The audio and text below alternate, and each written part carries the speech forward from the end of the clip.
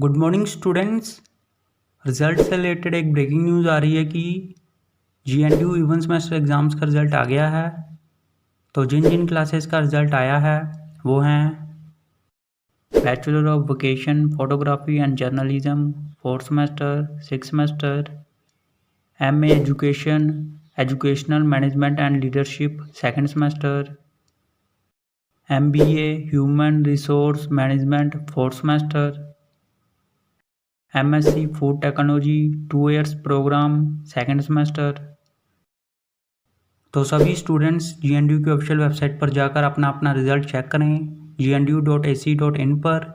All the best सभी students को। उम्मीद है कि आप सबका रिजल्ट बहुत ही अच्छा आया होगा और सभी स्टूडेंट्स पास होंगे। तो जैसे ही किसी और क्लास का या फिर किसी सेमेस्टर का रिजल्ट आता है तो हम आपको बता देंगे।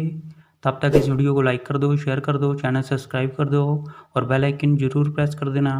Thank you.